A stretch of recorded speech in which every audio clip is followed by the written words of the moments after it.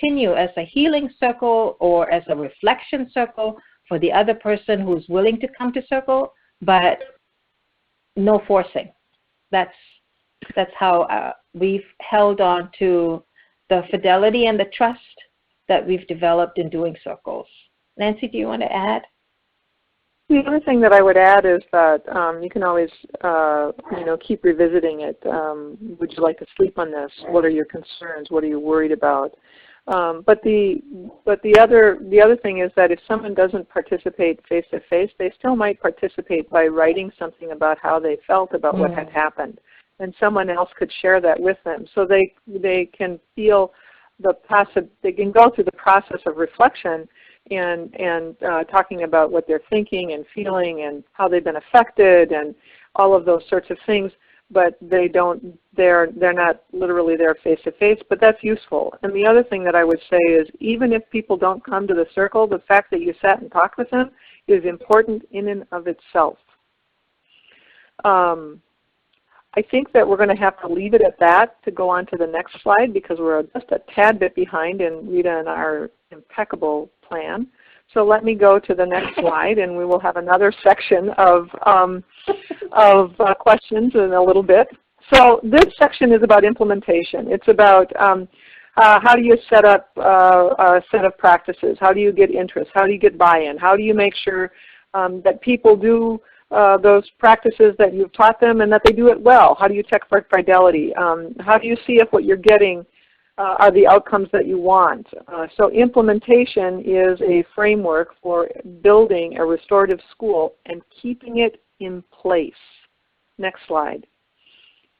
One source of information that I can share with you that I have taken this information on in regards to implementation is the Active Implementation Hub.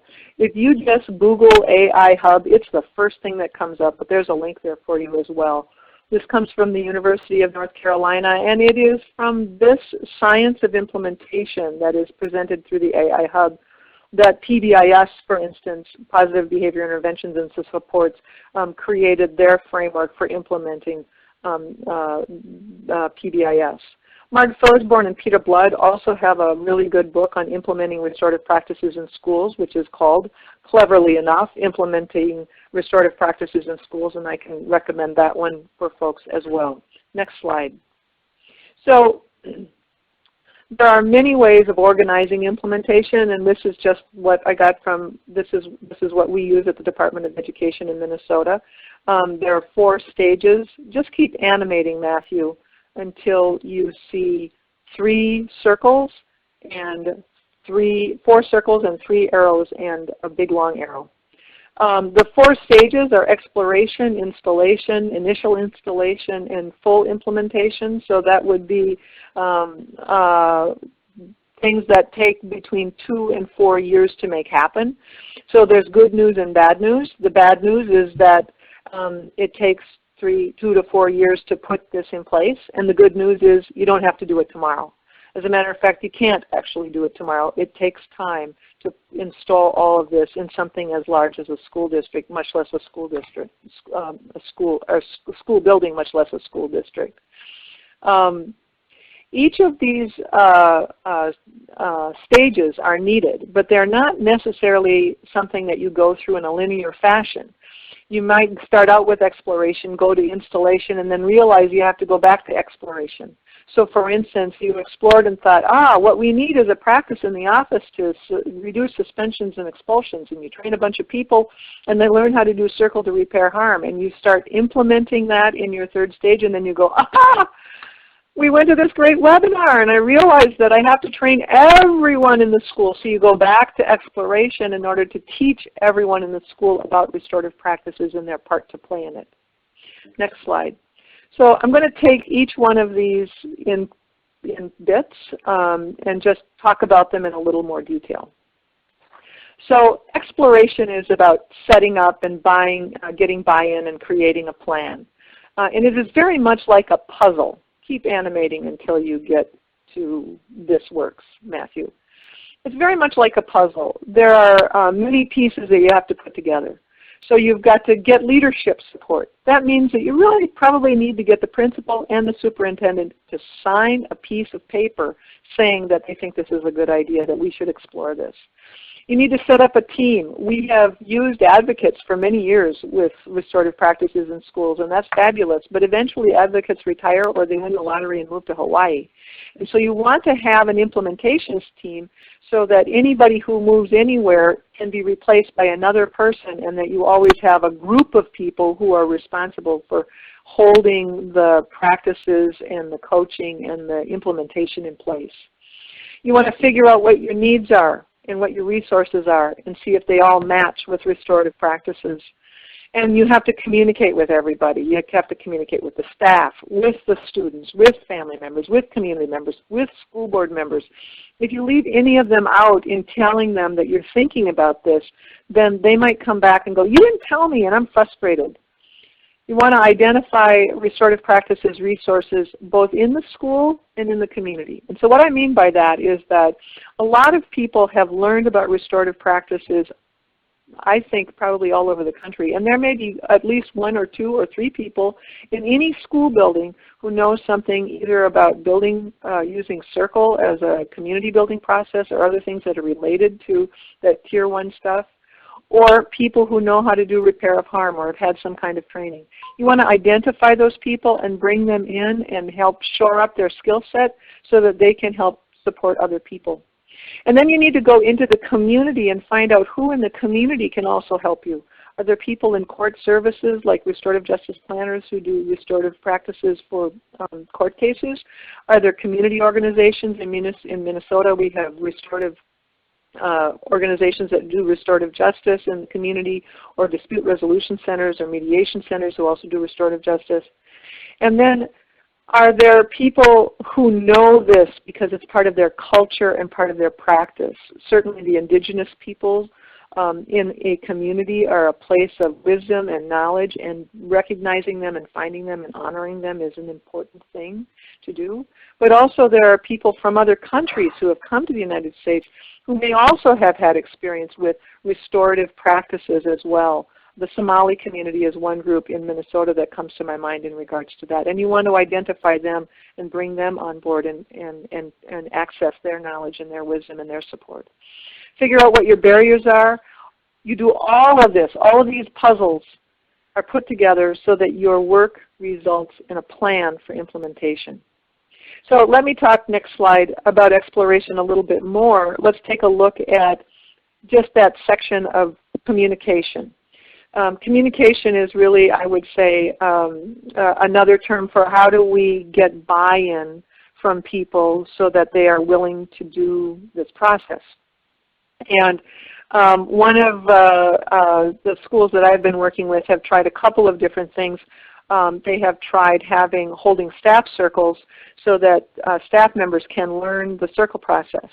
And this has really been augmented a great deal by Circle Forward, which has a nice section on teaching circle to staff. And so if staff could have 3 to 5 circles, or even 1 to 3 circles, a values circle, a common agreement circle, and then a circle, do we want to do this restorative justice thing? That would be really helpful, because then they would have a better idea about what it is that they were buying into. Also, nicely placed videos, maybe at the beginning of a staff meeting, 3 minutes here, 5 minutes there, 10 minutes there, or books placed strategically in the staff room, or articles sent at 3 o'clock in the morning to your colleagues about restorative practices with a cheerful, did you read that? Around about 7:30. But at any rate, giving information and making it available so that people can digest this, because this is a complex thing to understand restorative justice. Then how do you get the students to participate in this and participate in this process of deciding whether or not this is a good idea, and how do you get family members to figure out if this is a good idea? One school decided that they were going to make a lesson where they would hold circle with their students in advisory. They would have a values circle with their kids, so they'd have a basic understanding of that. And they would watch a video around restorative practices in school, a summary video maybe. There are a variety of them that you can find. Then the student would get an assignment to take that home and show the video to a trusted adult, and ask them 3 questions or 4 questions about what do you think about this, what are your questions about this, do you think this is a good idea, what other information do you need, and then bring that back to the school.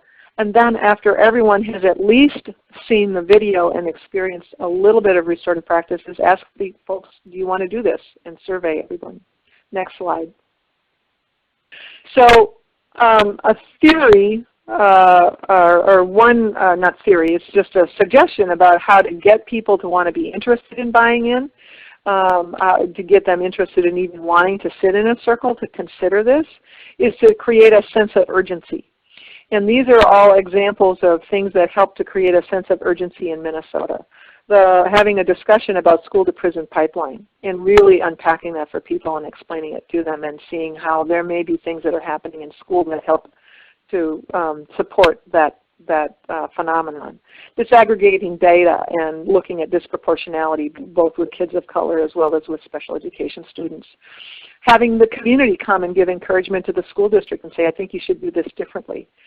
Having the teachers union encourage the school district and say, I think you should do this differently. The State Department of Education in states around the country are now adding their encouragement to this for schools. And the U.S. Department of Education has also provided a sense of urgency because they have provided encouragement through their Dear Colleague letters on disproportionality and bullying and special education issues.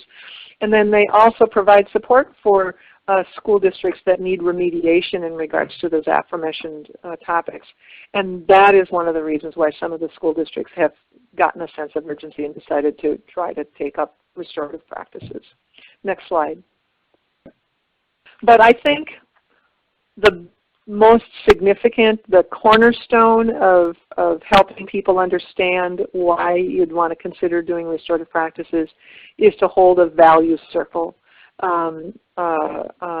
Figuring out a way to have a large staff meet in small circles of like 7 and going through their conversation with each other about what their values are and how they want to be with each other in the school, I think goes a long way to piquing people's interest in this idea of restorative practices. Implementation science would say that you would want, after a period of time, to see that you have around 80% of the people who say, yeah, I think we want to try this new practice, this new way of doing things. Restorative practices would say, we need to try to get consensus. Consensus being, I can live with this. It was not the best plan, certainly wasn't my idea, but, okay, I can live with this. But one way or another, you have to have a large, significant number of the members of the school community to say, yes, I want to go ahead and do this. New slide. And then it's important to identify data to really get enough information in your exploration process. There's lots of sources of data in a school. There's discipline and office referrals and suspensions and expulsions and climate surveys, which can be a source of positive as well as challenging information. Attendance data, academic information put side by side with the discipline data is always insightful. Anytime any people request either circle or different kinds of stuff of information, that can be something that ask for different processes. That can also be a source of data. And always it's important to disaggregate the data to see if the different groups within the school are benefiting from any kind of an intervention or process or program, or if there are challenges through that disaggregation. Next slide.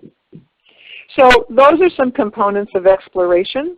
Now we'll go to the next section, the next process, big part of implementation, and that's installation. So you've decided, yes, I've got a process that needs to happen.